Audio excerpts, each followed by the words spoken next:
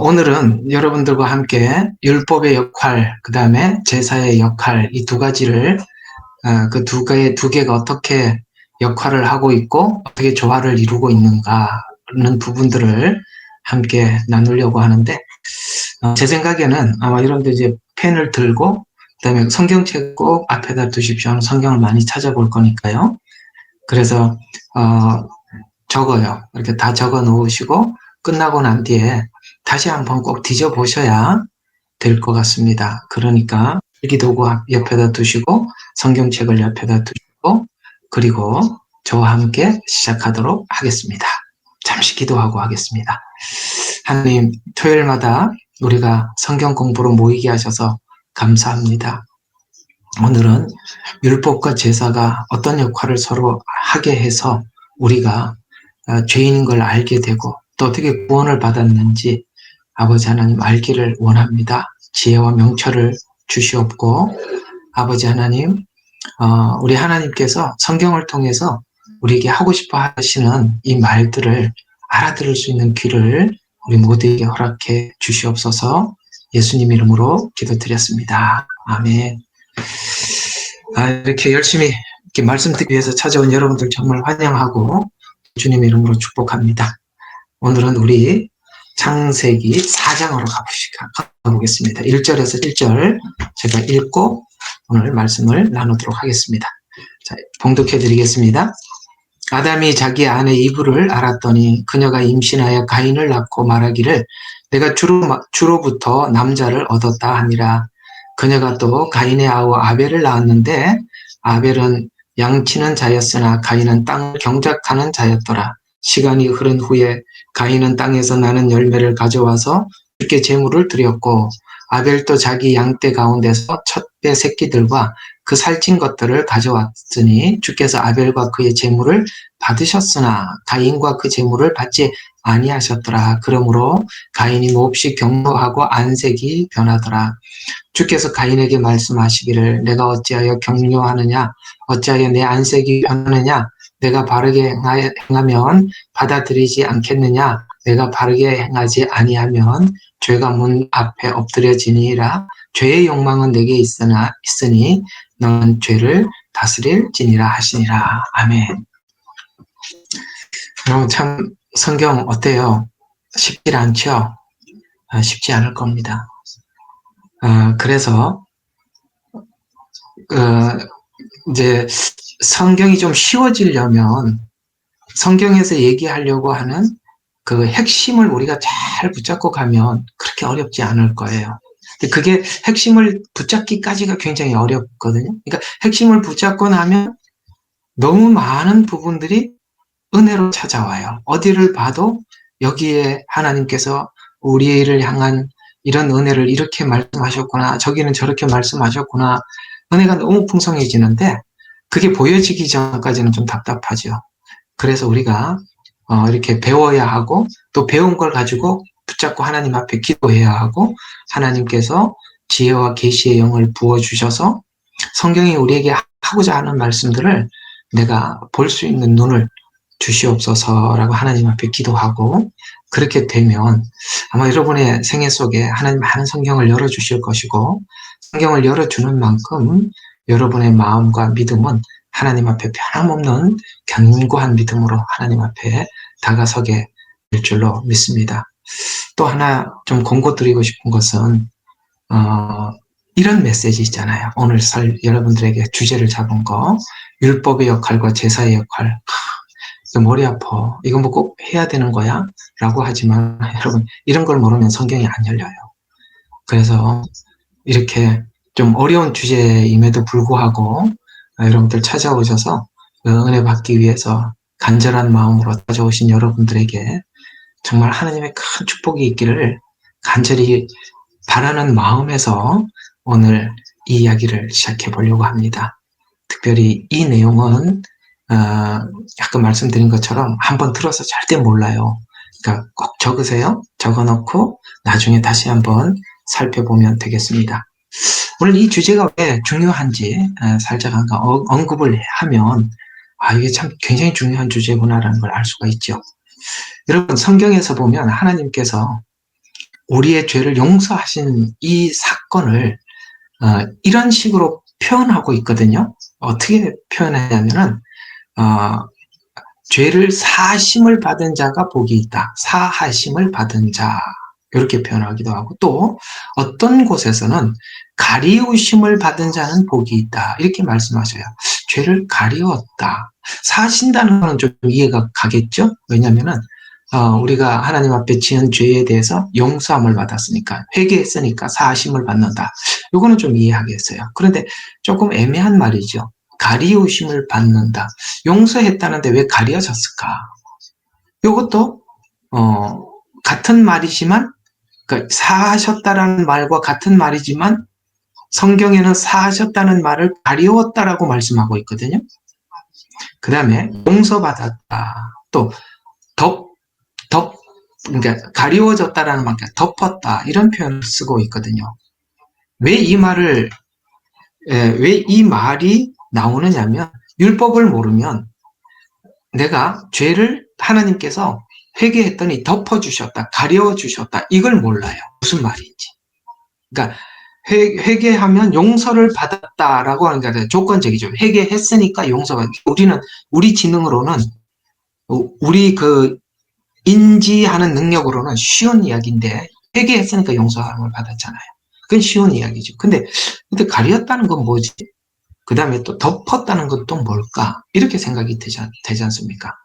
어디는 용서했다 그러고 어디는 덮었다 그러고. 그건 율법을 모르면, 그 다음에 제사, 다른 말로 은혜입니다. 제사는 은혜입니다. 이렇게 딱 세팅을 해놓고 들어가겠어요? 그 두 가지 관계를 알고 나면, 이게 내가 하나님 앞에 죄 용서함을 받고 구원을 받은 은혜가 바로 이런 거구나라는 것이 우리 여러분들에게 굉장히 큰 감동으로, 감격으로 찾아오게 되어 있거든요. 자, 그러면 우리 이거 한번 열심히 달려가 보겠습니다. 오늘 뭐 다 할지, 또 다음 주까지 할지는 잘 모르겠습니다. 한번 가봅시다. 자, 율법은 여러분 아시다시피 모세를 통해서 주셨죠.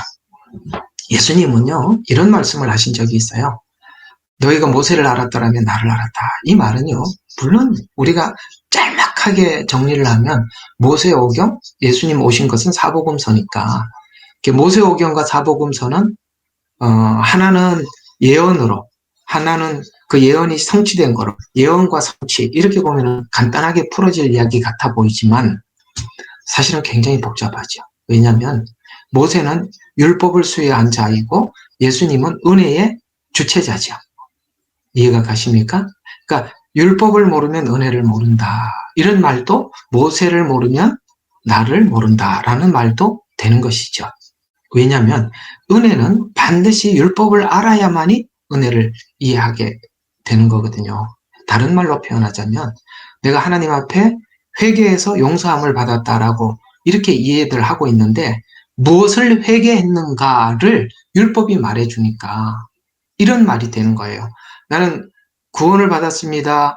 그 다음에 하나님 앞에 회개해서 용서함을 받고 구원을 받았습니다 라는 이 말 앞에는 내가 어떤 죄의 목록들을 하나님 앞에 용서함을 받았는지, 그 회개라는 것이 어떤 하나님 앞에 구원받는 전환점이라면, 그 전환점을 이해해주게 만드는 게 율법이니까요.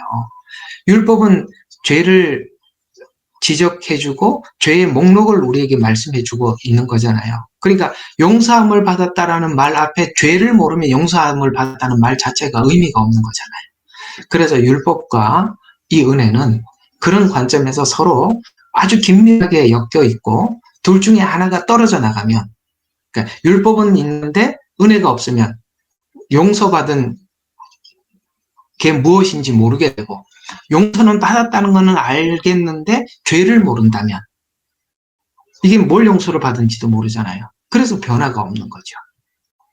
이런 차원에서 이 두 관계는 아주 세밀하게 엮여 있고 아주 중요하다, 이런 차원에서 제목을 그냥 율법의 역할과 제사의 역할, 이게 창세기 4장이다 보니까 이렇게 적었습니다만, 오늘 공부를 해 나가다 보면 많이 도움이 될 겁니다. 자, 한번 성경 한번, 오늘 창세기 2장, 3장 제가 많은 시간을 할애하고 있는데 좀 중요한 그 부분이 앞으로 성경이 이런 이야기들을 풀어갈 거니까 그러니까 이 이야기는 중요한 거니까 뭐 펜을 다 들고 이렇게 한번 들어보세요. 들고 제가 좀 이렇게 체크를 하라는데 어떤 사람들은 난 이렇게 성경에 칠하는 거 안 좋아 이러는 분들도 있을지 몰라도 그래도 중요한 거는 이렇게 살짝이라도 체크를 해놓으면 이건 앞으로 성경이 굉장히 중요한 이야기로 설명이 될 거다라고 생각하면 돼요. 자, 여기 좀 체크를 하면 중요한 단어들만 7절, 2장 7절입니다.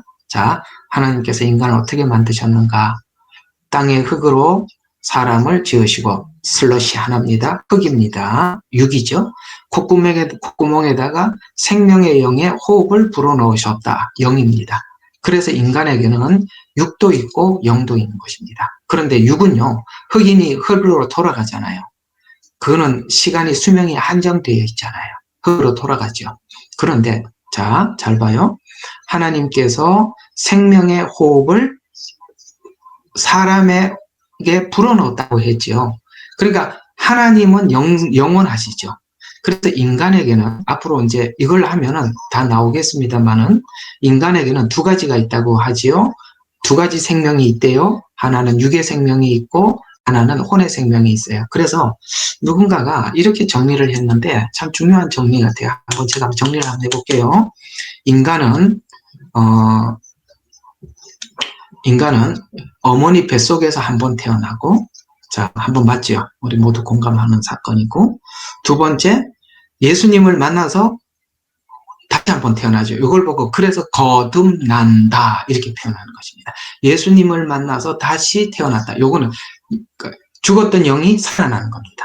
아까 어머니 뱃속에서는 없던 육이 생기는 거고요. 두 번째, 그 죄인인 우리들에게 하나님의 영이 들어와서 다시 살아난다. 이게 거듭남. 그래서 거듭이라고 표현하는 거예요. 거듭났다. 자, 거듭난 자들은 한 번 더 태어날 겁니다. 어디요? 예수님 재림하면 주님 안에서 부활체로 다시 한 번 태어나게 되죠. 그래서 인간은 세 번 태어난다. 이런 말이 있어요. 우리는 한 번 태어나는 줄 알았죠. 세 번 태어나죠. 그러면 불신자들은 몇 번 태어나느냐? 두 번 태어납니다. 한 번 육으로 태어나고 마지막 때 주님이 오셔서 심판하시고 백보자 심판 때 또 부활을 하죠. 두 번 태어나죠. 뭐가 없어요? 거듭남이 없죠. 예수 안에서. 그게 차이가 있는 겁니다. 힌트 삼아 말씀을 드린 거고요. 왜 그런 말이 정확하게 성립될 수가 있느냐? 오늘 2장 7절에 보니까 하나님께서 뭡니까? 아담의 콧구멍에다가 생명의 영을 불어넣으셨다. 왜요? 그래서 우리에게는 영생이 있죠. 왜? 하나님은 영생하는 분이니까. 자, 이런 차원에서 2장 7절을 메모리해 두시면 좋습니다. 또 16절을 한번 봅시다. 중요한 것만 좀 체크 좀 해두려고 그래요. 앞으로 이런 이야기들을 미리 개념을 가지고 들어가셔야 앞으로 제 강의 듣는데 여러분들이 많이 어렵지 않을 것 같아요. 그래서 이런 얘기들은 많이 좀 생각해 보라는 차원에서 좀 줄을 치라는 거니까 2장 16절. 주 하나님께서 그 사람에게 명령하여 말씀드리기를 동산의 모든 나무에서 나는 것을 내가 마음대로 먹을 수 있으나 자유의지입니다. 옆에다 딱 적어내세요. 인간에게 자유의지. 하나님은 인간의 자유의지를 2장에서 부여했고 선악과를 따먹을 때도 자유의지를 존중했습니다.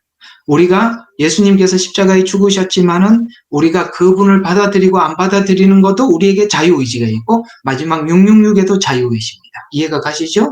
이 자유의지는 계시록까지 쭉 가는 겁니다. 자, 자유의지가 어디 있어? 예, 창세기 2장 16절에 있습니다. 내 마음대로 먹을 수 있으나 자유의지입니다. 그러나 하나님과 우리 사이에 피조물과 조물주 사이에 선을 그어놨죠. 17절 선과 악의 지식에서 나는 것은 먹지 말라. 내가 거기서 나는 것을 먹는 날에는 반드시 죽으리라 라는 하나님과 인간 사이에 뭐가 딱 정확하게 선이 그어져 있느냐. 생명의 주관은 그 생명의 연장은 내가 너에게 이걸 먹지 말라라는 것을 먹지 않을 때 보장된다라고 하나님은 창조주와 피조물 사이에 선명한 구분을 세워두었다. 자, 그런 단어들 제가 이렇게 풀어드리는 거니까 앞으로 이게 계속 끝까지 갈 거니까 이 개념을 딱 탑재하시라는 차원에서 16절은 자유의지, 17절은 뭐라고요? 인간과 하나님 사이의 구분, 이런 이야기입니다. 자, 먹지 말라는 걸 먹었어요. 3장 7절을 한번 봐요. 좀 중요한 구절만 한번 보고 지금 제사하려고 그러니까 제사론, 그 다음에 율법 이걸 하려고 그러니까 이런 개념부터 좀 정리를 할 필요가 있어서 합니다. 2장 7절. 그러자 그들의 눈이 다 열려 먹고 났죠. 눈이 열렸어요. 사단한테 속았죠. 하나님 같이 되는 줄 알았는데 그걸 먹고 나니까 눈이 열려서 하나님 같이 된 게 아니라 도리어 자기가 벗은 줄 알고 무화과 나무 잎을 엮어서 자기 치마를 만들었더라. 벗은 줄 알았더라. 이게 뭡니까? 이게 바로 율법의 역할입니다. 벗은 줄 알았다. 여러분, 죄를 깨달았다. 이건 누가 하는 역할이죠? 율법이 하는 역할이죠. 이런 말들도 옆에다 메모해 두시면 좋습니다. 그리고 무화과 나무 잎을 엮어서 자기 치마를 만들었다. 무화과 나무 잎은 뭐라고요? 인간이 자기 수치를 가릴 수 있는 방식. 이게 뭐죠? 우리가 율법을 지킴으로 우리가 우리 수치를 가리려고 했지만 불가능했다라는 것까지 인간의 노력이죠. 자, 그래서 가리고 그러다가 더 이상 가릴 수 없는 시간이 되었습니다. 그래서 8절에 보면은 시원한 동산은 이제 낙엽은 떨어지고 이제 그런 걸 상상할 수가 있습니다. 우리로 표현하면 가을, 이제는 더 이상 나뭇잎이 생기지도 않고 그러다니까 더 이상 가릴 수 있는 방법이 없어졌겠죠. 그래서 시원한 날에 이런 말들이 그래서 들어가 있는 겁니다. 동산을 거니시는 주님의 음성을 듣고 주님이 부르시지요. 그래서 뭐라고 이야기해요? 자기 사이에 숨었더라. 그죠? 숨었어요. 나무 사이에 숨었더라. 이거 뭡니까? 자기의 부끄러움을 아는. 여러분, 율법은 우리의 죄를 알고 그 죄 때문에 하나님 앞에 다가설 수 없는 우리의 모습을 보게 하는 것이죠. 그래서 숨었다. 다 풀어나올 이야기들을 여기다가 이렇게 이야기식으로 풀어놓은 겁니다. 구절을 한번 보십시다. 주 하나님이 아담을 부르시고 그에게 말씀하시기를 내가 어디 있느냐. 율법의 역할이 뭐죠? 우리를 부르시고 너 지금 어디 있느냐. 네가 지금 어떤 상태냐.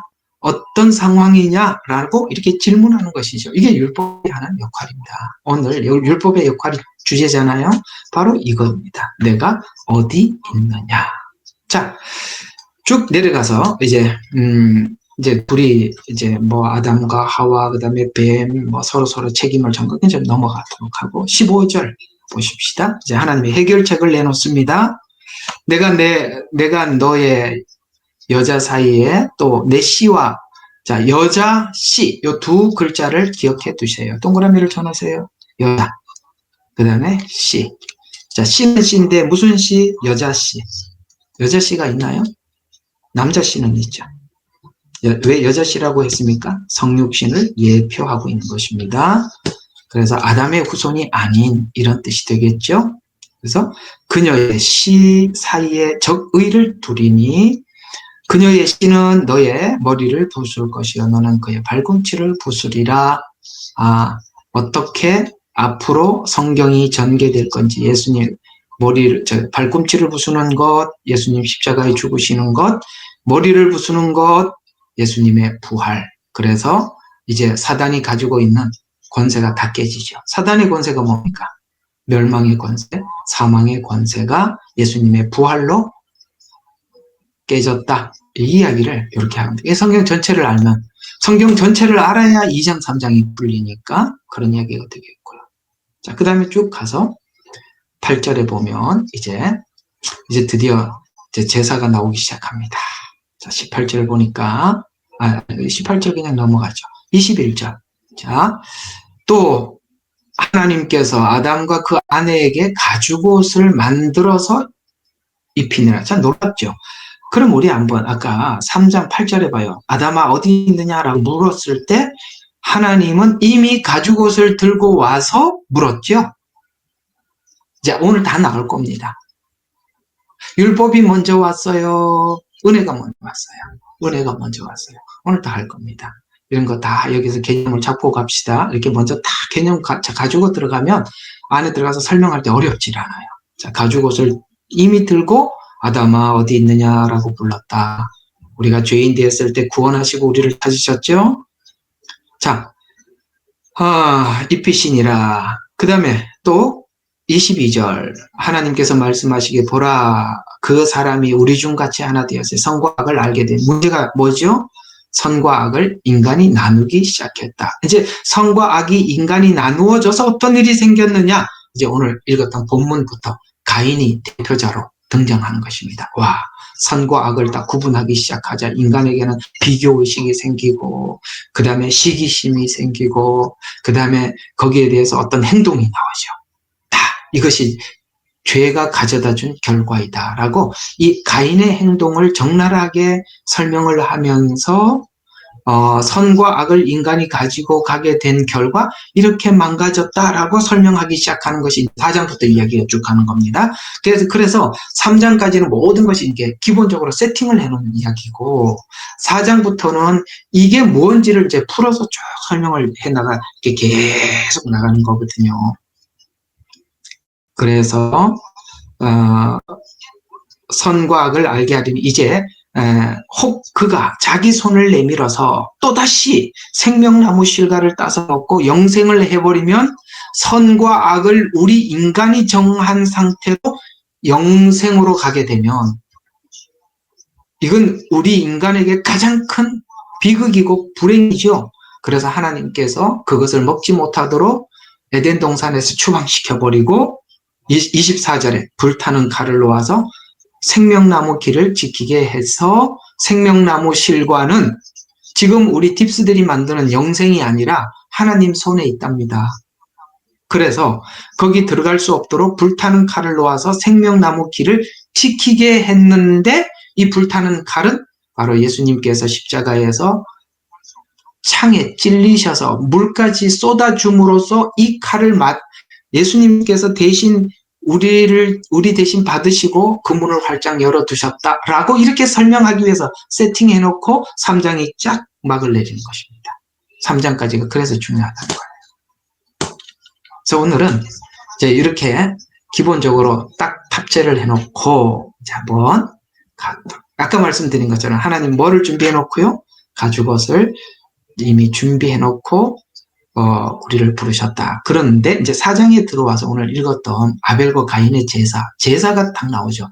자, 쫓겨나갔다. 그리고 우리는 여기 그 가인과 아벨의 이야기 속에서 둘의 질투심이 어떻고 그다음에 죄가 엎드려지니 이건 다 중요한 이야기죠. 그러나 성경이 여기서 말하고자 하는 복음적 관점에서 설명하고자 하는 본질을 놓치면 안 되죠. 딴데 이거는 다 작은 교훈에 불과한 거예요.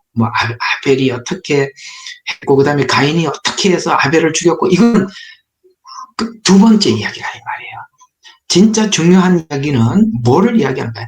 제사를 드렸더라라는 제사 이야기가 딱 등장하고 있다는 것입니다. 그럼 제사가 뭐냐? 오늘 주제가 제사잖아요. 제사가 뭐냐 이거죠. 왜 이 제사 이야기가 4장에 추방되자마자 등장을 하느냐면 추방은 되었지만 뭐예요? 제사라는 이 제도를 하나님께서 가인과 아벨에게 하나님께 드리게 함으로써 이 제사는 하나님과 우리 사이를 열어놓은 거죠. 관계가 추방되어서 단절된 게 아니라 하나님께서 열어두었다라고 말씀하고 싶은 거죠. 열어두었다. 그래서 여러분 모세오경이 창세기, 출애굽기, 레위기, 민수기, 신명기라고 그랬잖아요. 그런데 레위기가 중간에 있죠. 이제 세 번째잖아요. 그죠? 세 번째. 세 번째 중간에 있는 내용이 굉장히 중요한 이야기고 그 중간에 있는 내용이 모든 내용을 다 담고 있는 거거든요. 그러면 레위기가 뭘 설명하느냐? 제사를 설명을 하죠. 그래서 성경에서 가장 중요한 것이 모세오경에서 제일 중요한 게 제사다. 우리 표현을 하면 십자가다. 이렇게 설명을 함으로써 성경에는 가장 중심이 되는 내용이 뭐다? 십자가다. 라고 우리는 해요. 이 사정에서 바로 제사 이야기가 등장하기 시작하는 것입니다. 결국 하나님께서 이제 율법을 통해서 제사를 이해시킬 겁니다. 다시 한번 율법을 통해서 제사를 이해시킬 겁니다. 다른 말로 표현하면 율법을 통해서 은혜를 이해시켜 줄 거예요. 오늘 자꾸 제사라고 표현을 하지만 여러분들은 제사라는 말을 들을 때 은혜라는 말도 곁들여서 생각을 하셔야 돼요. 그래서 율법을 통해서 은혜를 이해시킬 것이다 라고 하나님은 우리에게 말씀하고 있는 것이죠. 자, 그러면 성경은 처음부터 자, 은혜를 먼저 설명을 했을까요? 아니면 율법을 먼저 설명했을까요? 그러니까 율법을 통해서 죄를 깨닫게 되고 율법을 통해서 죄인인 걸 알고 가서 은혜로 구원을 받잖아요. 우리 상상에는 그렇게 돼 있잖아요. 그런데 하나님은 먼저 이미 은혜를 준비해 놓고 율법을 주셨어요. 그러면 이제 앞으로 나올 겁니다. 성경은 이미 은혜를 준비해 놓고 율법을 주셨다는 거예요. 자, 무슨 말이냐? 오늘 아까 창세기에서 아까 말했잖아요. 아담아 어디 있느냐는 율법의 부름이라고 그랬죠. 근데 하나님은 이미 손에 뭘 들고 오셨어요? 가죽옷을 들고 오셔서 아담아 어디 있느냐라고 부르죠. 참 놀랍죠. 구원은 하나님께서 다 준비해 놓고 우리를 불러 드린 것이거든요. 자, 그러면 이 이야기가 그럼 그게 저 혼자 이야기하면은 목사님 상상이지요. 이렇게 생각할 수 있잖아요. 그러면 갈라디아서 자 진짜 성경 열심히 찾아야 돼요. 3장으로 갑시다. 이 이야기가 여기 이렇게 나와 있어요. 갈라디아서 3장.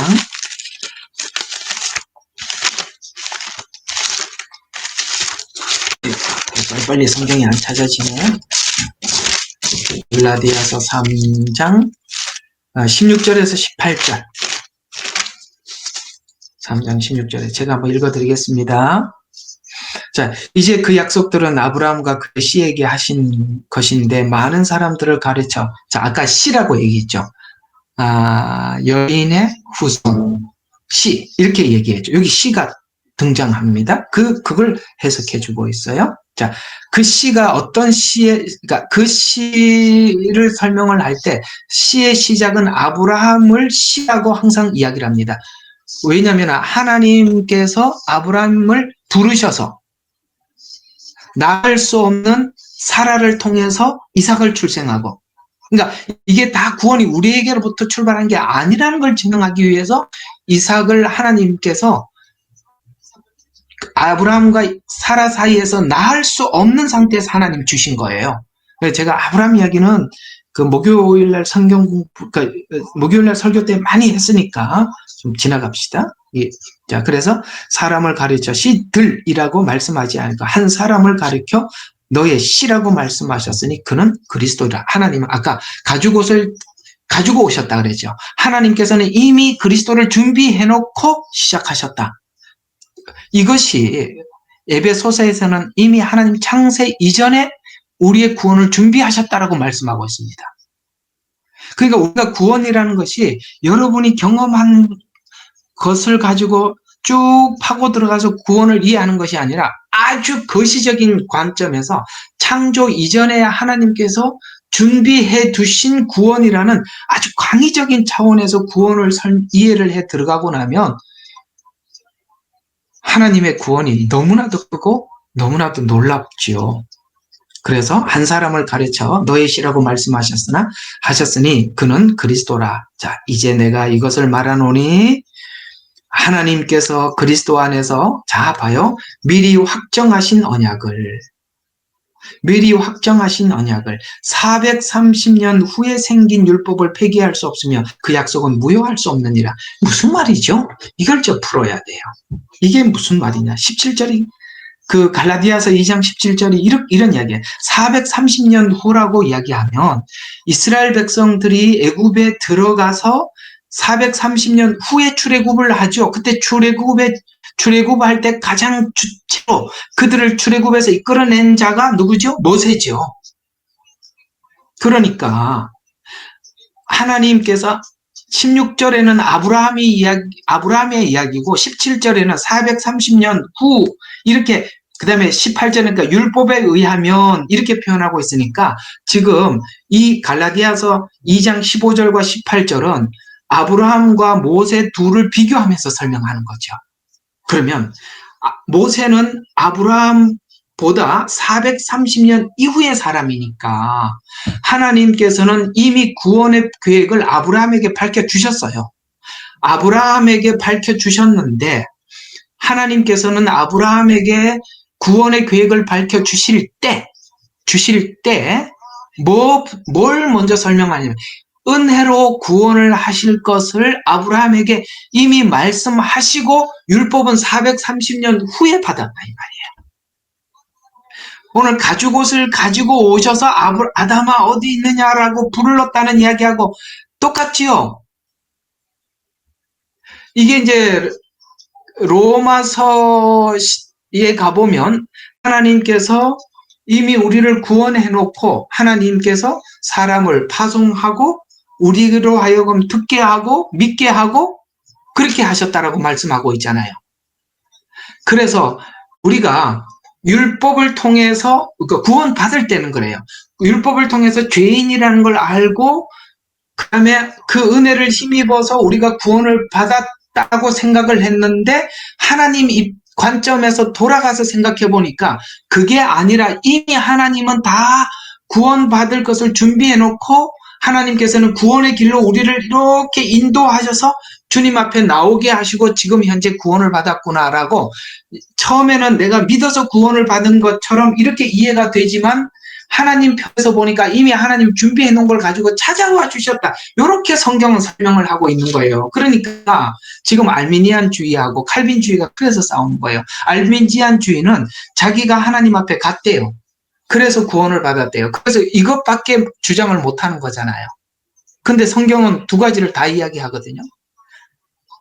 베드로가 외칠 때 뭐라고 해요? 믿으면 구원을 얻는다라고 했어요. 그런데 믿고 보니까 하나님은 이렇게 이미 준비하셔서 나에게 들어와 주셨던 거예요.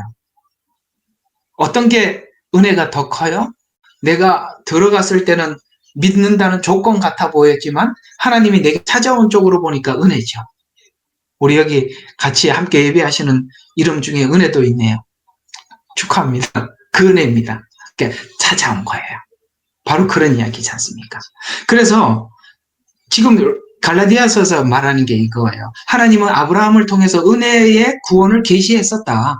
그런데 율법이 먼저 온 게 아니라 율법은 나중에 이 은혜가 뭔지 가르쳐주기 위해서 율법은 430년 후에 모세를 통해서 왔다. 이렇게 이야기를 하고 있어요. 그래서 이런 이야기입니다. 430년 후에 온 그 율법이 앞에 하나님께서 은혜로 구원하겠다고 말씀하신 그 은혜를 폐기할 수 없었다. 왜냐하면 이건 그리스도 안에서 오늘 이 가죽옷은 그리스도를 의미하니까 한 동물의 희생이잖아요. 그래서 그리스도를 의미하니까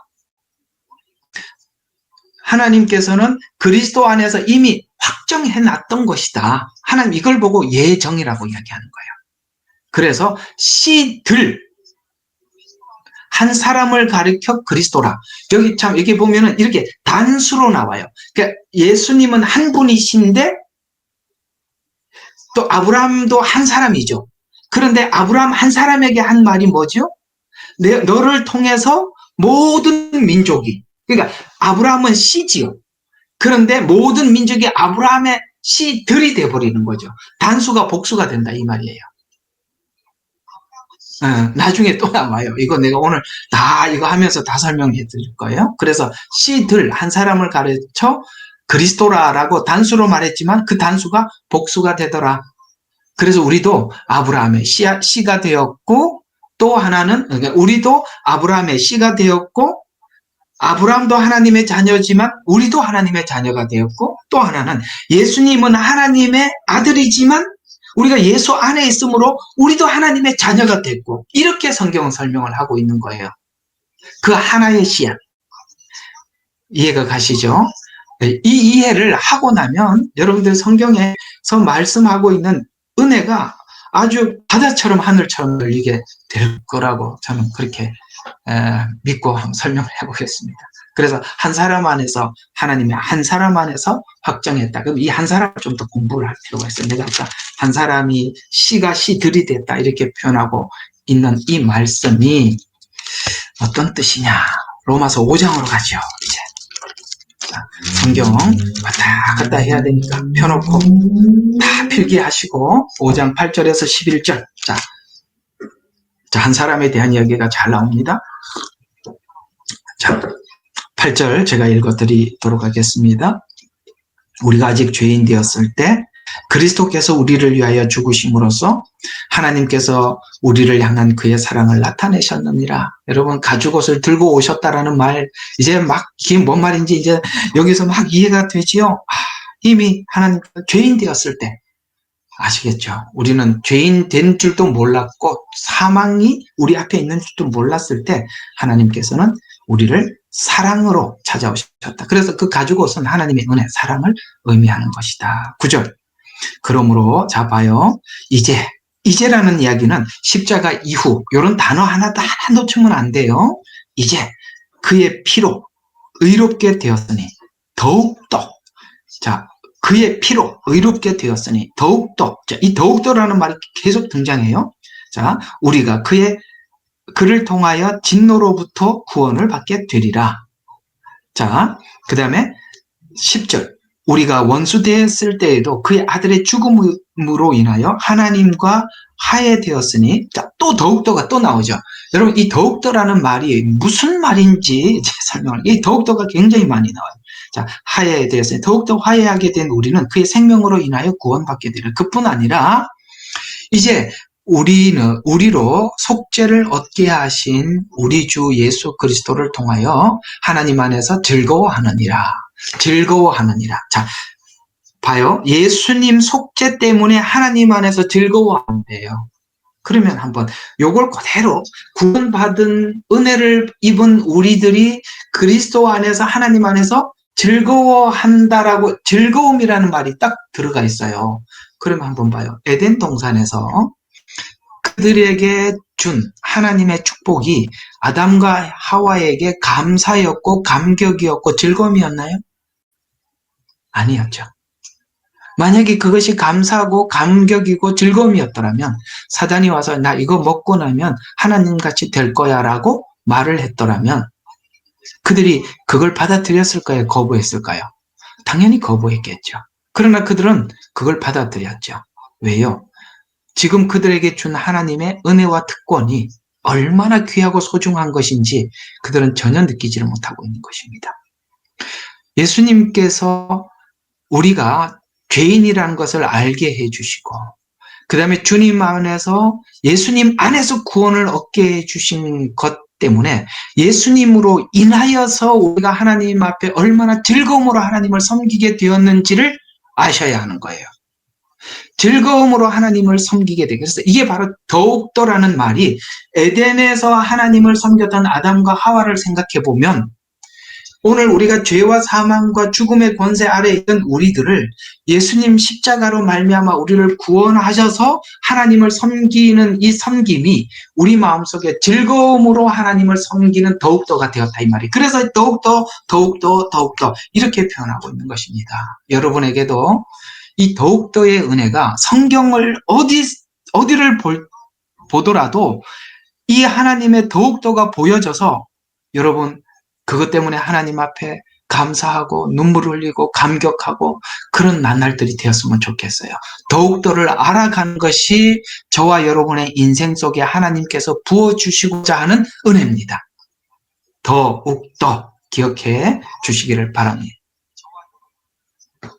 그래서 자 12절 한번 보세요. 즐거워하느니라. 이런 연유로, 자 여기 이제 한 사람이 등장합니다. 아까 한 사람 이야기라고 그랬죠. 자, 한 사람으로 인하여 죄가 세상에 들어오고, 이게 아담이죠. 왜 더욱더가 됐는지, 왜 즐거움이 되었는지 설명하는 거예요. 죄가 세상에 들어오고 그 죄에 의하여 사망이 왔으니 그리하여 모든 사람이 죄를 지었으므로 사망이 모든 사람에게 전달되네. 이게 유전이라는 거죠.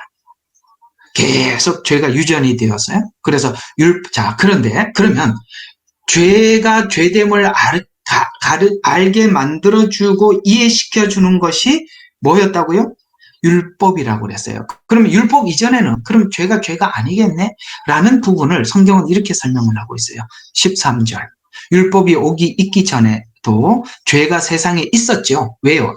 이미 에덴 동산에 죄를 짓고 추방이 되었으니까 이미 이 세상에 죄가 있었습니다. 그런데 죄가 있기도 있었으나 율법이 없었을 때에는 죄를 죄로 여기지 아니하였느니라. 그러나 아담으로부터 모세까지 아담의 범죄와 같은 죄를 짓지 아니하는 자들 위에도 사망이 군림하였으니 아담은 오실 분의 모형이라 라고 그렇게 말씀을 하고 있어요. 그러니까 하나님은 처음부터 창세기 3장에 가죽옷을 들고 오신 것을 통해서 하나님은 어떤 희생, 어떤 피, 이게 이제 어떤 동물의 희생, 어떤 피, 이런 것을 벌써 이렇게 암시하고 있잖아요. 이렇게 구원하실 것을 아브라함을 통해서 구체적으로 밝히고 계속 계시해 주셨었는데, 그러면 사망이 우리에게 전달되었고 죽음이 우리에게 있는 우리들에게 하나님께서는 이미 그렇게 해결하실 것을 창세기 3장에서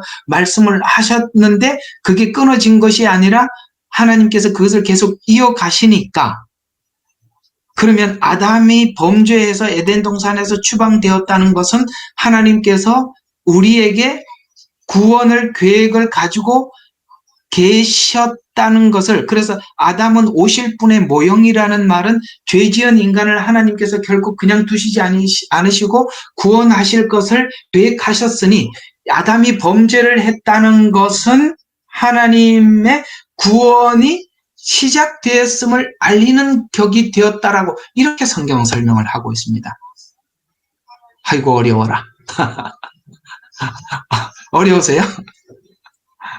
그래서 아담은 오실 자의 모형이라, 죄가 있는 곳에 하나님은 그 죄를 죄로 두지 않습니다.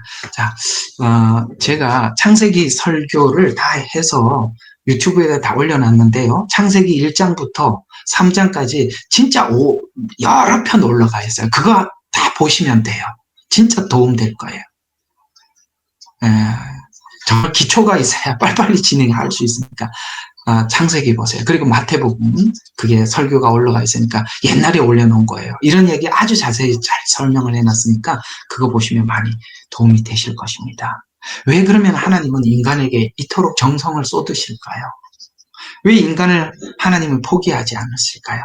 성경은 인간을 창조할 때 하나님의 모양과 형상을 따라 지으셨다고 말씀하고 있습니다. 그 속에, 우리 인간 속에 무엇이 있을까요?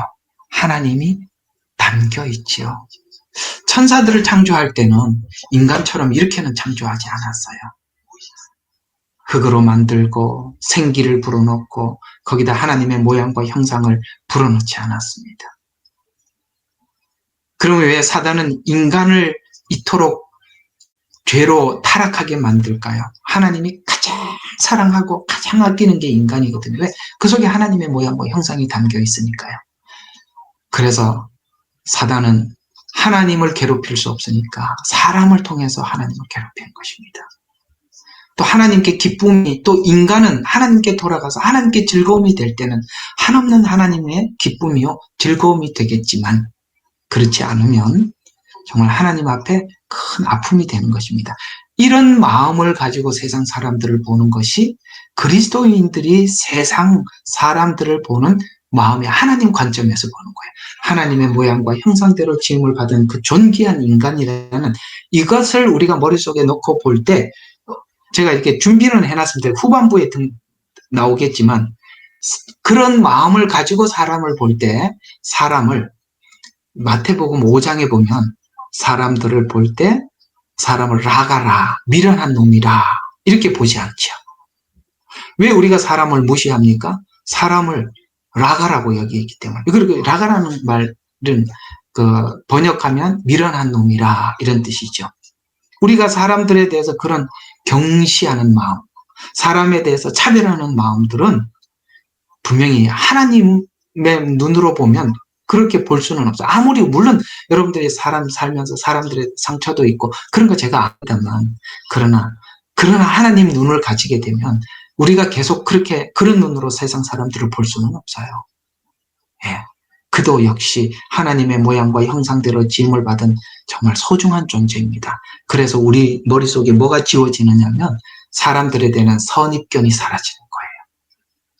그런 눈이, 우리가 하나님의 마음을 갖지 못하면 사람들에게 가진 상처로 인해서 늘 마음의 분노를 느끼게 되겠죠. 그래서 율법이 오기 전에도 죄를 죄로 여기지 않았지만 이제 그 로마서 앞장에서 보면 그 양심이 그 율법이 되나니라고 말씀하고 있습니다. 그래서 사실 그 율법이라는 것은 우리 인간의 정직한 양심을 체계화시켜 놓은 거예요. 한번 이렇게 한번 생각해요. 양심이 하는 말이나 율법이 하는 말이나, 여러분 둘을 비교해 보면, 우리가 선한 양심을 가지고 율법을 쳐다보면 율법이 하는 말이나 양심이 하는 말이나 차이가 없다는 걸 알 수 있어요. 이해가 가시죠?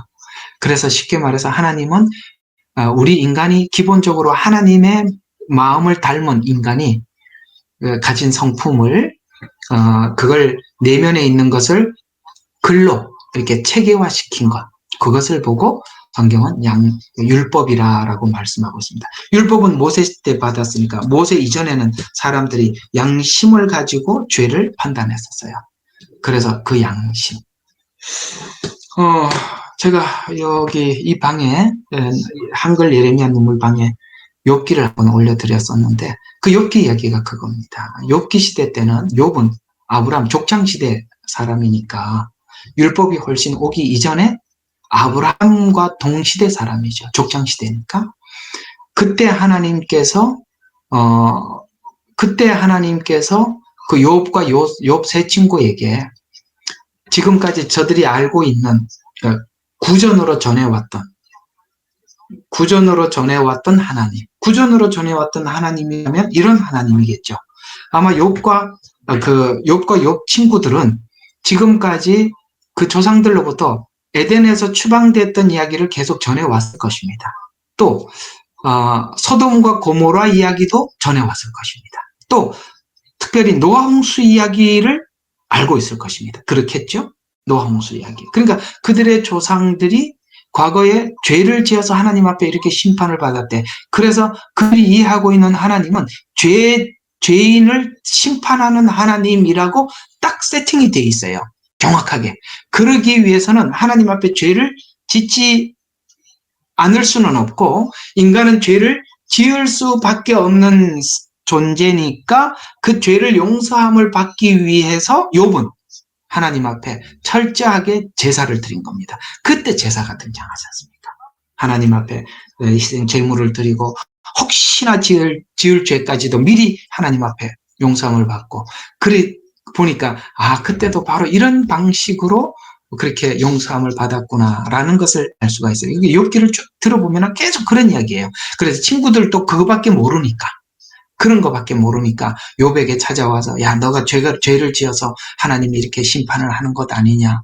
그런데 욥은 아무리 생각해도 나는 죄 지은 건 없는 것 같고 하나님은 그럴 분은 아닌 것 같고, 그래서 욥과 친구들 사이에 계속 갈등이 있게 되죠. 그 중에 하나님 앞에 계시를 받는 소발도 있었어요. 소발은 하나님 앞에 계시를 받아보니까 너 죄인 맞다 그랬더라. 그건 아니다. 내가 알고 있는 하나님은 결코 그런 분이 아니다. 그러면서 그걸 가지고 그냥 끝까지 하나님께서 욥을 붙잡고 42장까지 가지만 사실 37장쯤 가서 딱 욥과 이렇게 만나게 되지요. 그때 하나님이 묻는 질문이 뭐였습니까?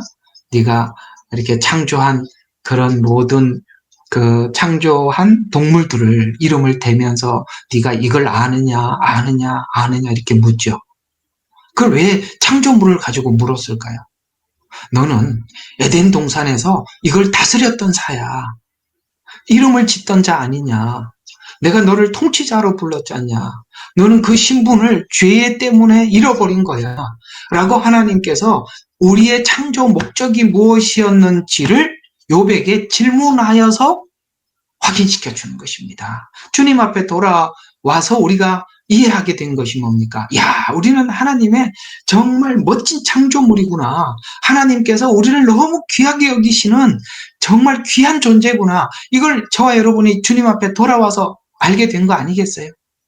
우리가 예수 밖에 있었을 때는 하찮은 존재로 봤어요. 그래서 시편에 보면은 사람이 무엇이 간대라고 말을 할 때, 우리가 예수 밖에서 사람이 무엇이 간대라고 이해할 때는 그 사람은 어떤 사람이에요? 에이, 뭐 인간이 그렇지 뭐. 죄인이고 판단이 항상 죄를 선택을 하고 뭐 죽으면 그만이지 뭐. 그래서 인간은 별거 아니야. 사람이 무엇이 간대. 그러니까 예수 밖에서 사람은 정말 별 볼 일 없는 죄인이고 죽을 수밖에 없는 이런 사람으로 사람을 이해하게 되지만, 예수 안에서 들어와서 우리가 이해하고 있는 사람은 존귀한 존재, 하나님의 모양과 형상을 닮은 존재, 우리에게 영원한 생명이 있는 존재, 완전히 극과 극으로 완전히 다른 세계로 들어가는 것입니다. 완전히 다른 거예요. 그래서 사단이 그 인간의 존귀함을 감추기 위해서 선악과를 따먹게 하고 하나님의 심판을 내리게 만들었지만, 예수님이 친히 오셔서 그걸 해결하고 그 생명나무의 문을 활짝 열어놓고 그 길로 들어가도록 해주셔서, 이제는 여러분들 그리스도 안에서 우리가 얻은, 그리스도 예수 안에서 얻은 이 소망은 단순한 소망이 아니라 이제는 여러분의 존재가 얼마나 소중하고 귀한 존재인지 그걸 아는 자로 하나님 앞에 살아가야겠습니다. 그렇게 사시기를 바랍니다. 여러분, 존재가 하찮은 존재가 아니라 하나님 안에서 너무나도 존귀한 존재라는 거 주님 안에서 아셔야 합니다. 그래서 아담과 하와가 이렇게 범죄한 이후에도 하나님께서는 그들을 구원하기 위해서 먼저 해보게 한 것이 무화과 나무 잎으로 자기를 가리게 만들어 본 겁니다. 여러분, 그 가려보지 않고는 가죽옷의 가치를 모르니까 먼저 하게 한 거예요. 그래서 죄인이라는 것을 알게 해주는 것이 하나님께서 먼저 해야 할 일이기 때문에, 여러분들이 주님 안에 들어오는 과정 속에서 죄인이라는 것을 철저하게 깨닫도록 하나님께서 여러분과 제게 그 죄인의 그 비참함을 경험하게 하시는 것입니다. 무화과 나무 잎으로 네가 마음껏 한번 가려봐라. 안 가려지지. 그래서 주님 어떻게 하면 좋아요 하고 나오게 만들 때 하나님이 이미 준비한 것으로 입혀주시는데, 그것이 오늘 본문의 표현대로 하자면 누구를 준비해놨다고요? 예수님을 준비해놨다는 거예요. 바로 그 얘기지 않습니까? 자, 5장 15절부터 계속 한번 봐요. 자, 그 범죄와는 다르지만 값없는 선물도 그러하니라. 만일 한 사람이 범죄로 인하여 많은 사람들이 죽었다면 또 더욱더가 또 나오죠. 여러분, 5장은 더욱더를 설명하려고 하는 것입니다. 하나님의 은혜와 한 사람 예수 그리스도, 또 한 사람이 나옵니다. 그 한 사람의 범죄는 아담을 이야기하고 있고, 여기 또 한 사람, 더욱더 은혜와 한 사람 예수 그리스도로 인한 은혜로 말미암은 선물은 많은 사람들에게 풍성하인데, 은혜가 풍성해지게 하려고 첫 아담이 범죄를 짓고 사망이 무엇인지 알려줬대요. 거시적으로 보세요. 좁게 보지 말고 내 구원만 생각하지 말고 하나님은 이렇게 넓게 구원을 준비하셨다는 것이죠. 16절, 또 그것이 범죄한 한 사람으로 인한 것과 다르지만 그 선물도 그러하도다. 이는 심판은 한 사람으로 말미암아 정죄에 이르렀지만, 아시겠죠? 아담을 통해서 정죄에 이르렀지만 값없는 선물은 많은 범죄로 인하여 의롭다함을 하심을 이르기 때문이라. 이게 많은 범죄라는 말이 나온 이유가 뭐냐면, 아담이 지은 죄는요 한계잖아요. 하나님이 법도 하나밖에 안 주었고 지은 죄도 하나밖에 없어요. 맞죠? 그런데 우리가 죄의 개수로 보면 한계인데 죄를 지은 공장이 있어요. 원산지. 그게 뭐라고요? 마음, 탐심이라고 표현합니다. 성경은 그걸 우리가 선악과를 먹은 하나의 범죄로 이해를 하고 있지만, 성경은 그 범죄의 공장 내면에는 원산지가 있는데 탐심이었다라고 지적을 해주고 있어요. 그러면 죄가 그치려면 어디를 공격해야 합니까? 탐심을 공격해야죠. 그 원산지가 깨져야죠. 예수님의 보혈은 어디까지 흘러 들어갔다고요? 그 양심에까지 흘러 들어갔대요.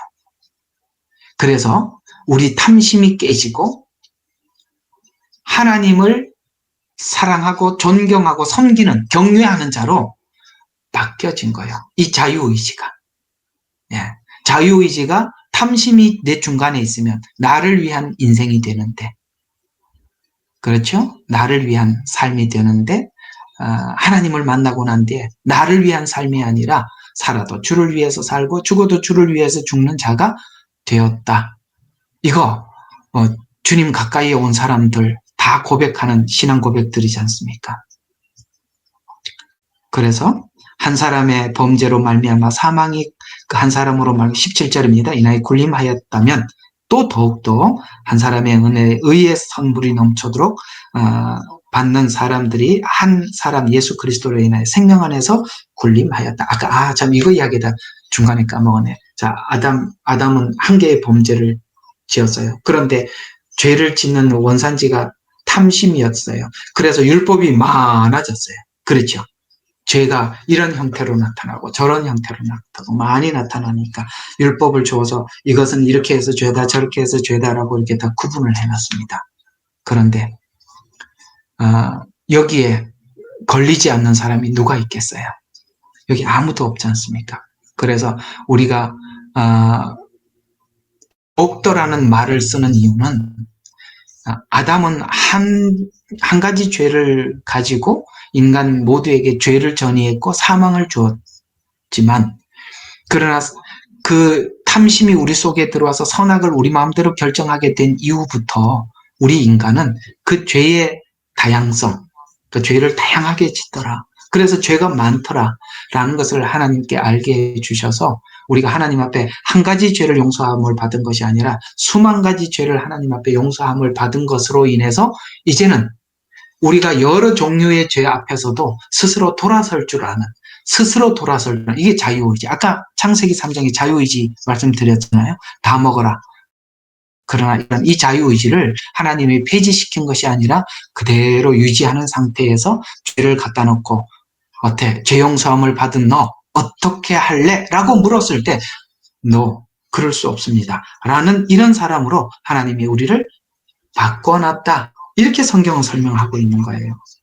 그래서 19절 보면 한 사람의 불순종으로 인하여 많은 사람이 죄인이 된 것 같이 한 사람의 순종으로 인하여 많은 사람이 의인이 되었다라는 이 로마서 5장 말씀 이해하시겠습니까? 한 사람 한 사람, 이 둘의 그 한 사람의 의미, 하나는 사망을 갖다 주고 하나는 생명을 갖다 주고 하나는 죄인임을 알게 하고 하나는 그 죄 용서함을 받게 된 자들, 죄인인 것을 알고 죄 용서함을 받은 자들의 더욱더 이 단어를 5장이 설명을 해가고 있는 것입니다. 자, 그러면 첫째 아담, 둘째 아담, 한 사람 한 사람 이야기가 로마서 5장에서는 한 사람은 죄와 사망, 한 사람은 그 다음에 생명과 의, 이렇게 설명을 했는데, 그러면 이 한 사람이 가져다 주었던 그것이 사망이 무엇이고 부활이 무엇인지를 좀 더 한 사람에 대한 이야기가 한 번 또 등장하거든요. 부활에서 등장합니다. 고린도전서 15장으로 가봅시다. 자, 로마서에서 말하고 있는 한 사람은 생명과 사망을 가져다 줬다라는 생명과 사망이라는 관점에서 설명을 했다면 고린도전서 15장에서는 부활이라는 관점에서 한 사람과 한 사람의 의미를 또 설명을 해가고 있어요. 아이고, 머리 복잡하더라도 잘 들으시고 나중에 또 보시면 됩니다. 자, 로마서 15장 51절부터 58절이 그 얘기입니다. 볼까요? 보라, 내가 너에게 한 가지 신비를 말하노니. 여러분, 이게 또 신비래요. 우리가 다 잠잘 것이 아니요, 오히려 우리가 모두 변화될 것이다. 여기에 아무도 이 일을 달지 않지요. 왜요? 예수님이 부활하셨잖아요. 이 부활에 예수님은 사망의 권세를 깨시고 부활하셨습니다. 그래서 우리 모두에게 부활이 약속되어 있어요. 그렇게 부활의 신비를 말해주겠대요. 그리고 52절. 저번에 여러분 천년 왕국 하면서 이거 한번 했던 거지만 오늘은 요 관점에서 좀 볼 거예요. 마지막 나팔 소리. 그때는 이제 천년 왕국과 휴거를 설명할 때는 나팔절과 관련이 있으니까 나팔 소리를 저번 주에는 그렇게 설명을 했지만 이건 좀 지나가겠습니다. 그때 이거는 재림과 관련된 이야기예요. 나팔 소리에 눈 깜짝 칼 사이에 순간에 걸어하리라. 나팔 소리가 나면 죽은 자들이 자 썩지 아니할 몸으로 일으켜지며 우리도 변해. 썩지 아니할 몸. 그러니까 죽은 사람들은 썩지 않을 몸으로 일하고 살아있는 사람들은 변화된대요. 그리하여 썩을 몸이 반드시 썩지 아니할 몸을 입고 이 죽을 몸이 반드시 죽지 않을 몸을 입으리라는 것에 대해서 아멘이시죠. 왜요? 예수님의 부활을 우리가 받잖아요. 절대 이것은 예수님의, 그러니까 아담의 범죄로 모든 사람에게 죽습니다. 그렇듯이 예수님의 부활로 모든 사람은 살 겁니다. 아멘이시죠. 그게 첫째 아담과 예수님, 둘째 아담인 예수님의 차이라는 것이죠. 자, 그런데 이거는 아까 이제 재림장에서 좀 봐야 될 부분이 51절부터 53절 내용이라면 오늘 여기 교리적으로 볼 때는 이 54절부터 58절이 중요한 겁니다. 자, 이 이야기입니다. 이 썩을 몸이 썩지 아니함을 입고 또 이 죽을 몸이 죽지 아니함을 입게 되면 요거 이제 부활과 휴거를 이야기하는 겁니다. 그때 자, 어떤 순간이 있어요. 사망이 승리 속에 삼킨 바 되었느니라. 자, 사망이 승리라는 것은 여기 부활이에요. 그러면 사망은 누구였죠? 아까 말했던 아담. 그 다음에 부활은 누구지요? 예수님이죠. 자, 봐요. 삼켰는데 누가 누구를 삼켰다고요? 사망이 부활에게 삼켜졌대요. 그럼 누구는, 하나는 없어지고 하나는 살아난 거잖아요. 뭐가 없어진 거예요? 사망은 없어지고, 예, 사망은 없어지고 생명이 지배하게 되었다는 것이잖아요. 그래서 삼킨 바 되었다. 아멘이시죠. 이제는 우리에게는 사망은 없다. 이렇게 선언한 거지요.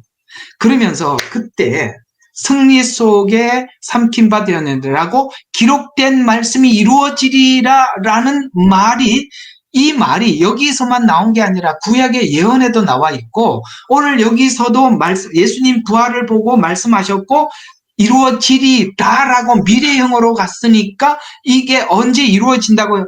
마지막 나팔이 불 때. 이 일이 성취될 거라는 거예요. 되리라, 이루어지리라. 그러면서 엄청난 선언을 한 겁니다. 와, 이게 그리스도인들이 하나님 앞에 외치는 승리의 함성이거든요. 그러니까 우리 한번 큰 소리로 55절부터 한번 봐요. 사망아, 너의 쏘는 것이 어디 있느냐? 음부야, 너의 승리가 어디 있느냐? 아멘. 자, 사망아, 너의 쏘는 것이 어디 있느냐? 이건 뭐죠? 아담에게 찾아와서 사단이 속여서 우리에게 준 것들이죠. 사망 때문에 음부에 가 있고 음부에 가 있다가 우리는 영원한 지옥에 갈 거잖아요. 이렇게 코스가 정해져 있어요.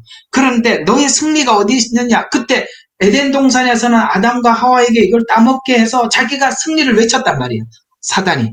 그런데 오늘 이제는 예수님의 부활을 두고 이렇게 외치는 거예요. 야, 그게 승리가 어디 있느냐라고 하면서 잘 봐요. 이제 교리적으로 설명하고 있어요. 56절. 사망을 쏘는 것은 죄요. 맞지요? 죄 때문에 사망이 왔잖아요. 먹어서. 죄요. 죄의 능력은 율법이라. 야, 무슨 말이에요? 이건 이런 이야기예요. 우리가 그걸 먹고 난 이후에 우리는 영적으로 완전히 죽어있는 상태였기 때문에 우리 조상 아담이 이걸 먹어서 죄인이 된 줄도 모르고 살고 있었고, 그렇죠? 우리가 죄인인지 아닌지, 사망의 권세가 우리 앞에 있는지 없는지도 모르고 우리가 살고 있었어요. 그런 우리들에게 주님께서 찾아오셔서 우리에게 사망이 있다는 것을 가르쳐 주시고, 그 다음에 생명을 얻었다는 것을 가르쳐 주기 위해서는 죄인이라는 것을 가르쳐 주셔야 되잖아요. 자, 죄인이라는 것을 가르쳐 주셔야 하잖아요. 그러기 위해서, 죄인이라는 걸 가르쳐 주기 위해서 우리에게 동원된 게 율법이었다는 거예요. 그래서 죄의 능력은 율법이라 이렇게 말씀하고 있는 것입니다. 여기 채팅방에 이런 글 올려주지 마세요. 지금 강의 시간에 이런 거 절대 올리지 마세요. 네, 이거는 예의가 아니지 않습니까? 자, 죄송합니다. 자, 그래서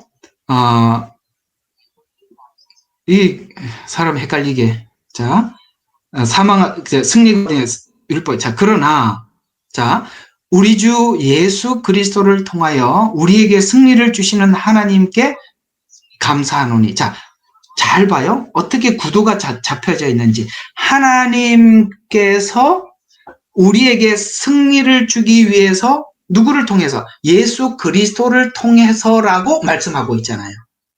이해가 가시죠? 이 가죽옷이 뭔지 아시겠죠? 예수 그리스도라는 거예요. 그래서 예수 그리스도를 통하여 하나님께 감사한다. 아, 하나님은 바로 이걸 준비해 두셨던 거구나.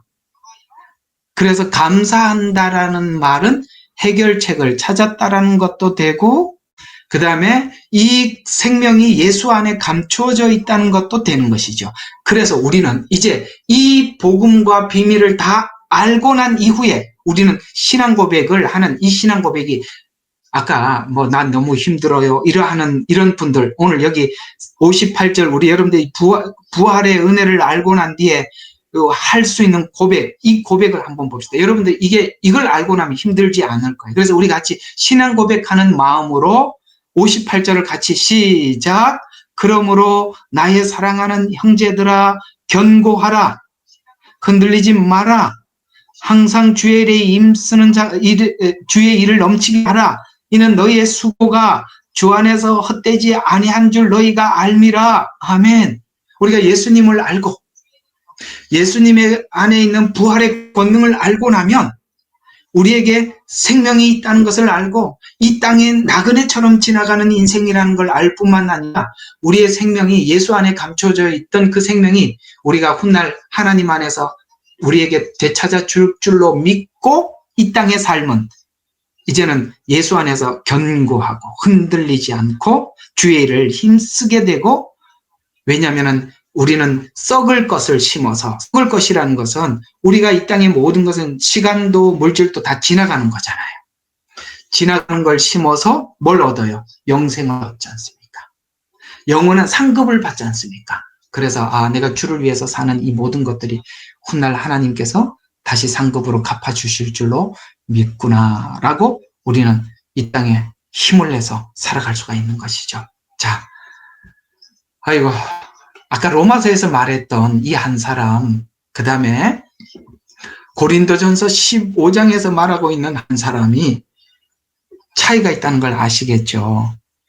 자, 로마서에서는 구원의 교리를 설명을 하다 보니까 바로 너희들에게 준 예수님은 죄를 이기는, 더욱더 이게 죄 때문에 더욱더 큰 은혜를 받게 되어야 돼. 은혜를 설명하는 것이라면 여기 고린도전서 15장의 부활에서 설명하고 있는 이 한 사람, 그 예수님의 그 부활은 바로 우리가 삶에서 지치지 않는 소망으로 이 땅에서 살아갈 수 있는 은혜가 너희에게 주어졌잖냐라고 우리에게 말씀하고 있는 것입니다. 그래서 우리 성도들의 찬양은 바로 사망아 너희에서 오는 것이 어디 있느냐, 그 다음에 음부야 사망아 너희에서 오는 것이 있는데 음부야 너의 승리가 어디 있느냐 라는 이 담대한 외침을 우리가 예수님의 부활을 알므로써 우리가 하나님 앞에 부르는 찬양이라 할 수가 있겠습니다. 자, 이게 한 사람 한 사람이 로마서, 고린도전서 이 둘의 한 사람의 차이를 여러분들과 함께 잘 나누었습니다. 자, 그 다음에 또 뭐를 이해해야 되는 거냐면, 자, 율법이 율법이 사망을, 그러니까 율법 때문에 아까 이제 율법아 너희 쏘는 것이 어디 있느냐, 그러니까 율법의 죄의 능력은 율법이라고 했잖아요. 그럼 율법은 사망을, 그래서 예수님은 그 율법의 요구, 그러니까 율법은 죄를 지적을 하고 죄 때문에 사망이 왔으니까 율법이 원하는 요구가 뭐였어요? 율법이 죄를 지으면 사망이다. 이게 율법이 얘기하는 아주 뚜렷한, 쉽게 말해서 이게 플랜카드잖아요. 딱 걸어놓고 야 율법, 그러니까 죄의 삭은 사망이야 이렇게 딱 걸어놓은 게 율법이 그걸 알게 해준 거잖아요. 그러면은 율법의 요구가 사망이라면 사망의 요구를 이루어 드리기 위해서는, 잘 들어요, 예수님은 율법 아래에 들어오셔야만 했던 거예요. 율법 아래 들어와서 율법의 요구를 이루어두는 거예요. 죄의 죄의 결과는 사망이라고 했으니까 사망을 이루어야만이 그것이 무효화되는 거예요. 사라지는 거예요. 그래야만이 하나님은 우리 입장에서 보면은 사랑이지만 그 사랑을 확인시키기 위해서는 하나님은 공의로워야 하는 거거든요. 율법의 요구를 이루어줘야 하는 거예요. 그래서 예수님은 율법 아래 태어났다고 말씀하고 있습니다. 그 복잡하고 이해하기 힘든 갈라디아서 4장을 한번 풀어봅시다. 아이고, 힘들어도 따라와 주세요. 자, 갈라디아서 4장. 율법 아래 태어났대요. 예수님은. 그래서 율법의 권능인 사망을 이기셨답니다. 4장 4절에서 5절입니다. 봅시다. 4장 4절에서 5절. 자, 그때가 차니 하나님께서 자기 아들을 보내시어 여자에게 나게 하신 거예요. 왜 여자라고 말했는지 이제 막 머리가 이제 딱 힌트가 오지요. 아, 성육신. 아담의 후손이 아닌, 이제 교리적으로 이해해야 돼요. 아담의 후손이 아닌 그겁니다. 여자에게 나게 하신 것은, 그래서 여자를 통해 하셨구나. 그래서 여자를 통해서 나셨는데 죄 없이 나셨다라는 말을 여자에게 나신 이렇게 표현하는 것이고요. 그런데 죄가 없으신데 어디로 와셨냐면은 율법은 정죄하는 곳이잖아요. 그래 정죄 받는 자리로 들어오셨다는 거예요. 여자에게서 났다. 죄 없으신 분이 정죄 받는 율법 아래에서 태어났다라는 것은 죄가 없는 분이 정죄를 받으러 오신 거예요. 그러면 죄 없는 분이 정죄를 받으러 왔다면 그분의 죄 때문에 정죄를 받는 것이 아니고 뭔가를 대속하기 위해서 왔다라는 이야기가 되는 것입니다. 이해가 가십니까? 다시 한번. 이게 어려운 이야기. 그래도 다 짚고 넘어가야 돼요. 저는 막 여러분들 이해 못하는 걸 그냥 못 넘어가겠습니다. 다시 한번. 여자에게 나타나는 것은 아담의 후손이 아니라는 것이고, 아담의 후손이 아니라는 것은 죄 없이 태어났다는 이야기인데, 율법 아래에 오셨다라는 것은 율법은 정죄하는 곳인데 정죄 받으러 오셨다는 거예요. 죄 없으신 분이 정죄 받으러 왔다면 그분의 죄 때문에 죽은 것은 아니라는 것이죠. 그러면 딱 한 가지죠. 성경이 지금까지 설명했던 것이 뭐였죠? 대속이었죠. 그게 제사지 않습니까? 그래서 여기에 여자에게 나게 하신 건, 율법 아래 나게 하신 것은 율법 아래 있는 자들을 구속하셔서, 아멘. 우리는 다 율법 아래 있는 사람이잖아요. 그래서 우리를 구속하셔서 우리로 뭘 하려고? 아들의 신분을 얻게 하려 하심이라. 왜요? 예수님이 하나님의 아들이잖아요. 우리가 예수님 안에 하나가 되면 우리도 하나님 안에서는 하나님의 아들이 되는 것이죠. 그렇게 하려고 구속하기 위해서 여자에게 나시고 율법 아래에 나셨대요. 그 말이에요. 복음을 다 알고 이해하고 보면 이게 얼마나 깊은 이야기인지 몰라요. 그래서 아들의 신분을 얻게 하려 하심이라, 항상 미래형으로 되어 있어요. 하려 하심이라.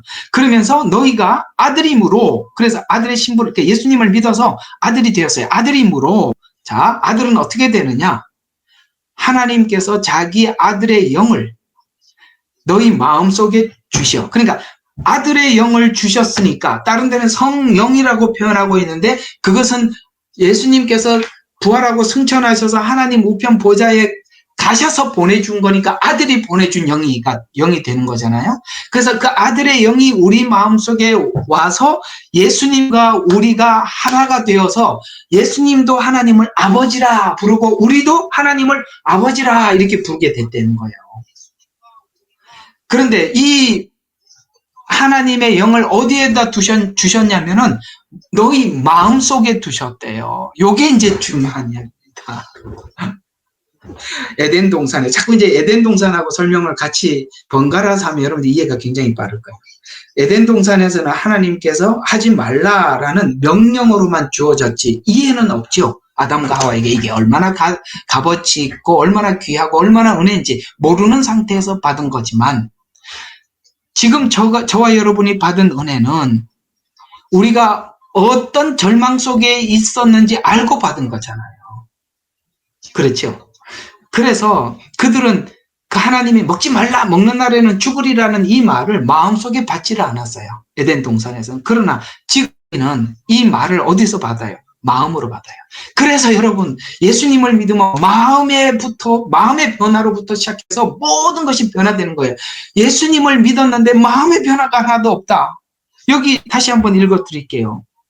6절, 7절 한번 봐요. 6절 한번 봐요. 너희가 아들임으로 하나님께 자기 아들의 영을 너희 마음속에 보내셔 아버지라고 부르짖게 하셨느니라 라고 말씀하신 마음속에라고 표현하고 있는데, 여러분 마음속에, 주님이 내 마음속에 들어왔는데 어떻게 이 용서함을 받아, 죄인이 용서함을 받아서 생명을 얻은 자가 어떻게 마음속에 들어왔는데 아무런 변화가 없을 수가 있냐 이 말입니다. 그래서 여러분들, 내가 예수님을 믿는다는 말과 변화는 딱 일꼴이에요. 정확하게 일치되는 겁니다. 믿는데 변화는 없다. 여러분, 옛날처럼 쌩쌩하고 하나 변함없고 여전히 옛날하고 똑같은 생각을 가지고 세상을 바라보고 예수님을 믿었네라고 그냥 눈이 부랴부랴하고 세상을 바라보면서 너는 안 믿은 뭐 짐승 같은 놈, 나는 예수 믿는 하나님의 자녀, 이것밖에 못하면 유대인들이 한 구원, 그러니까 이해하고 있는 하나님이나 우리가 이해하고 있는 하나님이나 뭐가 다르냐 이 말이에요. 차별밖에 없다면. 변화예요. 내 변화예요. 사람들 바깥에 차별하는 거, 이건 아무런 의미가 없는 거고 내 안의 변화 말이에요. 그게 바로 믿음의 열매요.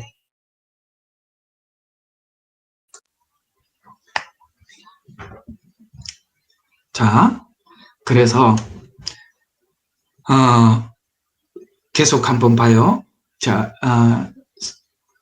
4절과 5절. 자, 그 다음에 그 다음에 3장 16절을 한번 보겠습니다.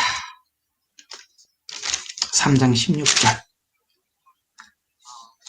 자, 반대로 올라가서 16절. 자, 이제 그 약속들은 아브라함과 그의 씨에게 하신 것인데 많은 사람들을 가르쳐 씨들이라고 하지 아니하고 한 사람을 가르쳐라 너의 씨라고 하셨으니 그는 그리스도라. 자, 여러분, 창세기에 말하고 있는 그 씨가 바로 그리스도라는 것을 이제 우리가 이해하게 되었죠. 그 다음에 3장 14절. 이는 아브라함의 복이 예수 그리스도로 말미암아 자, 이방인에게 미치게 하려 함이라. 또 우리로 하여금 믿음으로 말미암아 성령의 약속을 받게 하려는 것이라 라는 말씀. 자, 아브라함의 복이 예수 그리스도로 말미암아, 그 다음에 이거는 지금 아브라함, 예수 그리스도는 자, 마태복음 1장 1절에 보면은 아브라함과 다윗과 예수 그리스도의 세계라 이렇게 설명을 해 들어가고 있죠. 왜 이렇게 썼다고요? 바로 이 서신은 유대인에게 보내는 서신이니까. 요게 지금 이야기하고 아브라함의 복이 예수 그리스도로 말미암아까지는 바로 유대인을 이야기하는 것입니다. 그래서 아브라함에게 약속하셨고 약속하신 대로 예수님이 오셨는데 그건 그 조상이나 유대인들에게만 하는 것이 아니라 이것이 이방인들에게도 미치게 함이며 또 우리로 하여금 믿음으로 말미암아 성령의 약속을 받게 하려 함이라. 여기서 말하는 믿음으로 말미암아라는 이 말을 쓴 이유는 율법으로 이렇게 되는 것이 아니라 그 다음에 예수님께서 속죄한 대속을 믿는 자들로에게 그 다음에 성령의 약속을 받게 하려 함이라는 것은 믿는 자들이 받은 성령을 의미하는 것입니다. 그래서 이 말 제가 설명해도 여러분 모르겠습니다. 여러분 이해하실지 잘 모르겠습니다만은 쉬운 이야기는 아닌데 이런 것까지 소화를 좀 하셨으면 좋겠습니다. 예. 사실 제가 이 방에서 이렇게 설교를 하면서 항상 내가 참 이렇게 저희 교인들은 이런 걸 참 여러 번 기본을 많이 닦아놔서 설명하는 게 어렵지는 않는데 항상 내가 이 방에 설명하면서 내 마음속에 이런 갈등이 있어요. 이걸 알고 있는 분들인가? 이런 게 있다 보니까 자꾸 반복해서 설명을 하고 또 강조해서 설명을 하기는 합니다만 혹시나 지금까지 이런 내용들을 잘 이해하지 못했다고 하셨더라도 여러분 필연적으로 아셔야 되는 과정이니까 여러분 정말 이게 이해되는데 잘 열리시기를 정말 간절히 바랍니다. 자, 그래서 율법 아래 오셨다. 그 다음에 율법 아래 오셨다. 그 다음에 여인의 후손으로 오셨다. 그래서 율법의 요구를 이루어 드렸다라는 말들 이해하시겠죠? 자, 그러면 결국 이제 율법과 제사는 이런 관계를 갖는다라는 것까지 오늘 좀 설명을 해보겠습니다. 자, 율법과 제사는 그러면 이런 관계를 갖는 것이에요. 그래서 율법은 죄를 깨닫게 하고 현재 어떤 상태에 있는지를 알게 하는 역할. 이게 이제 율법의 역할. 자, 우리 로마서 3장으로 다시 한번 가봅시다. 로마서 3장. 9절에서 좀 20절인데 한번 요것만 하고 오늘은 여기까지만 좀 해볼게요. 3장 9절부터 제가 한번 읽어 드리도록 하겠습니다. 그렇다면 어떠하냐? 우리가 그들보다 더 나은 것이 무엇이냐? 결코 그렇지 아니하도다. 유대인들이나 이방인들은 다 죄 아래에 있다고 우리가 이미 증거하였느니라. 자, 유대인들이나 이방인들이나 왜 이방인이 같이 들어가 있느냐면 유대인과 이방인들이 같이 다 들어가 있습니다. 참 그냥 보겠습니다. 기록된 바와 같으니 의인은 없나니 하나도 없도다. 깨닫는 자도 없고 하나님을 찾는 자도 없도다. 자, 지금 율법이 와서 예수님께서 이 땅에 속죄하러 오셨죠. 그런데 사실 예수님이 이방 땅에 오신 것도 아니고 자기 땅에 왔습니다. 유대인들에게 왔습니다. 율법을 가지고 있는 사람들에게 왔는데 빛이 세상에 와서 어두움이 깨닫지 못하더라는 말을 로마서 3장에서는 이렇게 의인은 없나니 하나도 없다다. 깨닫는 자도 없다. 하나님을 찾는 자도 없다라고 이렇게 표현을 하고 있는 것입니다. 그러니까 죽었는데 죽었는 줄 모르고 살더라. 이런 표현이 딱 떨어질 이야기 같습니다. 12절 보니까 모두가 탈선하여 함께 무익하게 되었으며 선을 행하는 자 없으니 없도다. 한 사람도 없도다. 자, 우리가 완전히 선을 행하는 자, 하나님을 찾는 자도 없고 완전히 이렇게 무너진 상태를 무엇으로 확인하느냐면 자, 13절이에요. 그들의 목구멍은 열린 무덤이요. 그들이 자기 혀로는 속였으니 그들의 입술에는 독사의 독이 있고 참 재미있죠. 그들의 입은 저주와 독설로 가득하고 자, 입에 대해서 설명을 하는 것이 13절과 14절이 입을 말합니다. 근데 여기 입은 저주와 독설로 가득하다라고 말하고 있는 이 독설과 저주가 어디서 온 거죠? 에덴 동산에서. 제가 자꾸 이렇게 3장하고 연결하잖아요. 그러니까 와서 사단이 와서 했던 말들이 하나님의 반대되는 말들이죠. 그게 이제 독설이죠. 그것이 우리가 그 죄가 전이 되어서 우리가 하는 말들이 사단이 하는 말과 차이가 없더라는 것이죠. 그것이 야고보서가 그 얘기를 하는 거예요. 너희가 너의 말을 들어봐라. 네가 너의 말을 분석해보고 네 말을 들어봐라. 그게 네 속에 있는 거야. 라고 이야기를 하는 거예요. 우리가 상대방을 앞에다 세워놓고 내가 한 말들은 그게 바로 내 안에 있는 죄고 내 안에 있는 내 모습이에요. 그 사람이 아니라 그게 바로 나라니까요. 그래서 그 말을 하는 거예요. 그래서 우리가 우리 말들을 생각해 봐야 돼요. 그리고 우리가 양심이 살아있고 하나님 앞에 은혜가 살아있으면 내가 어떤 말을 했을 때 그 말로 인해서 내가 어떤 마음으로 말했는지 우리가 알잖아요. 말한 사람은 알죠. 그런데 영적 감각이 무뎌지면 그 말들을 얼마나 상대방에게 독설을 했는지 모르는 거예요. 그런데 은혜가 채워져 가면 갈수록 그 독설의 말들 때문에 내가 하나님 앞에 나와서 통곡을 하게 되는 거예요. 그런 이야기입니다. 하나의 우리에게 주시는 메시지죠. 목구멍은 열린 무덤이요. 왜 열린 무덤입니까? 죽은 말만 하니까요. 자기 혀로는 자기를 속입니다. 입술에는 독사의 독이 있고 입은 저주와 독설로 가득하고 또 발은 어때요? 행동은 어때요? 결정하고 행동하는 것은 발은 피 흘리는데 빠른지라 아주 빠르게 파멸과 비참이 그들의 길에 있고 그들의 평강의 길을 알지 못하고 그들의 눈앞에는 하나님을 두려워함이 없도다. 그런 상태에서 율법이 말하는 것이 무엇이냐? 율법 아래에 있는 사람들에게 말하는 것인 줄 우리가 아노니 자, 바로 율법이 딱 와서 우리가 어떤 말을 하고 어떤 독설을 하고 있는지 우리 자신을 딱 돌아보게 해서 바로 그 율법이 우리에게 뭘 했다고요? 모든 입을 막고 온 세상이 하나님의 죄가 있게 하려 함이라 라고 율법이 와가지고 내가 지금 한 말이 얼마나 독사의 독이 있고 이런 것을 알게 해줘서, 그러므로 율법의 행위로는 그분 앞에서 의롭게 될 육체가 없나니 이는 율법을 통해서만, 율법을 통해서 하는 일은 그저 죄를 깨닫게 해주는 역할을 하는데 율법을 가지고 뭘 하려고 그래요? 의롭게 되려고 한단 말이에요. 그건 불가능한 일이라. 그게 하나님께서 인간의 본성적으로 죄를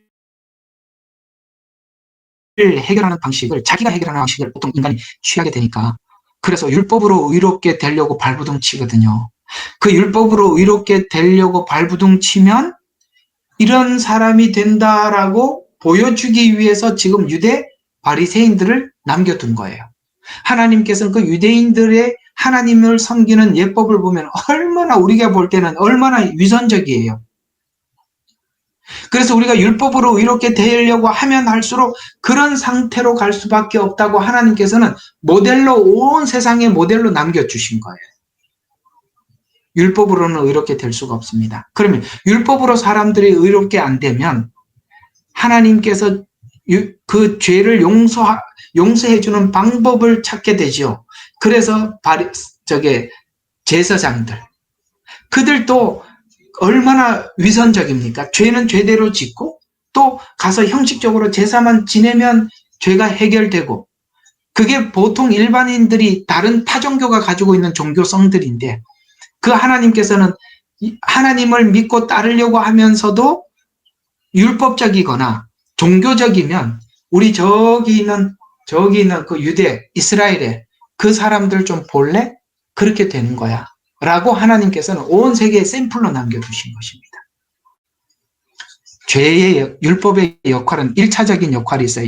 다음 주에 2차적인 역할을 한 번 더 할 건데요. 1차적인 역할은, 잘 봐요, 율법으로는 뭐를 한다고요? 죄를 깨닫는다. 이게 1차적인 역할입니다. 두 번째, 이제 다음 주에 할 두 번째 율법의 역할은 31절, 3장 31절. 자, 보세요. 그렇다면 믿음으로 율법을 폐하느냐? 폐하느냐?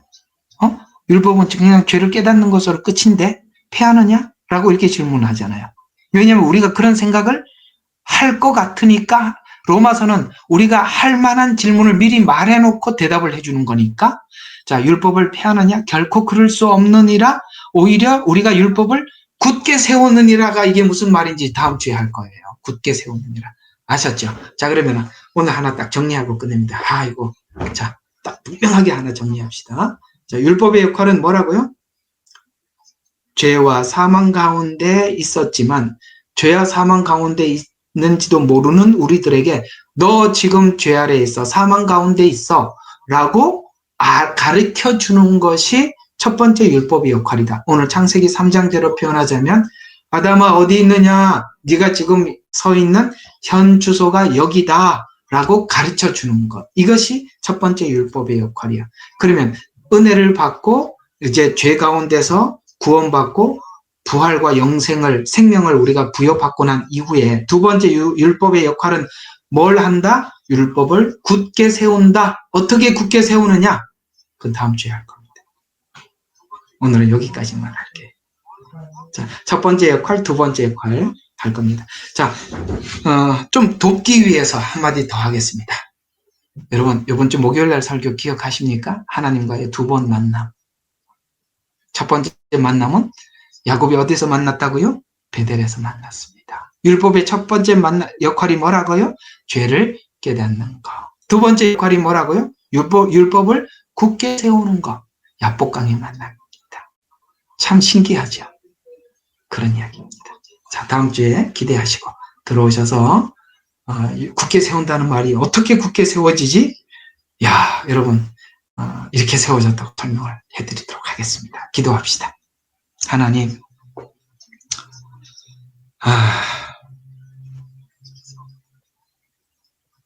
생각하면 생각할수록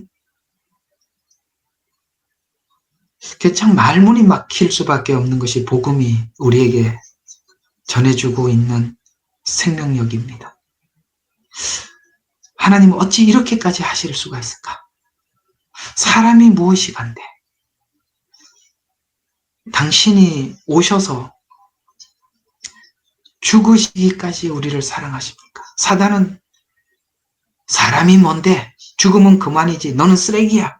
이렇게 말을 했었는데 우리는 보통 하나님을 알지 못했을 때 그런 수준으로 우리 자신을 이해하고 있었지만 주님이 오셔서 나는 너 속에 내 형상과 내 모양을 담은 너는 곧 나란다. 이렇게 말씀해 주셔서 우리는 너무 깜짝 놀랐습니다. 그 놀램이 성경을 볼 때마다 이곳저곳에서 나타나서 너무 충격을 받고 있습니다. 하나님, 이 충격이 우리를 살리고 우리를 변화시켜 주기를 간절히 소망합니다. 이 은혜가 우리가 딱 지금 이렇게 우리가 살아가고 있는 이 모든 그 얼거매는 환경으로부터 자유하게 해주시옵소서. 더 이상 이 환경에 매이지 않는 자가 되게 해주시고 이제 우리에게 약속하신 부활을 바라보고 하나님 나라를 기대하면서 소망 중 하나님 우리에게 주어진 시간들을 살아갈 수 있도록 축복하여 주시옵소서. 감사드렸고 예수님 이름으로 기도합니다. 아멘.